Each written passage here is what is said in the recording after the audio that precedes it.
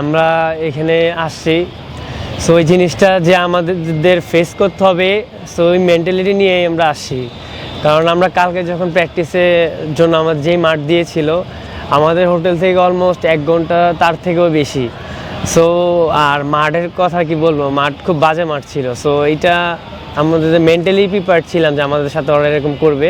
So আজকেও same, আমরা যেই মাঠে ট্রেনিং করতেছি এই মাঠেও সেম অবস্থা। সো আমরা এটা আসলে ওভাবেই নিচ্ছি না, ওটা আমরা মানে মেন্টালি আমরা ভালোভাবেই নিচ্ছি। সো আমরা এটা খেলার সাথে ম্যাচ করতে যাচ্ছি না যে ওরা আমাদের মাঠের বাইরে যে জিনিসটা করবে এটা আমরা আশা করি আমরা ওইভাবেই প্রস্তুতি নিয়ে এসেছি।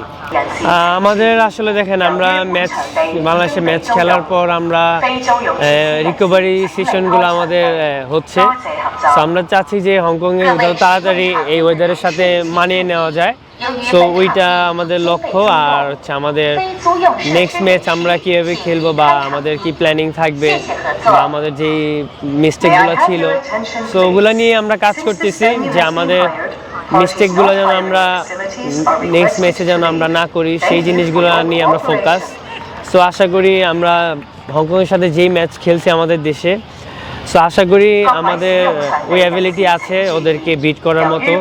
সো ইনশাল্লাহ আমরা অবশ্যই ম্যাচটা জিততে যাবো।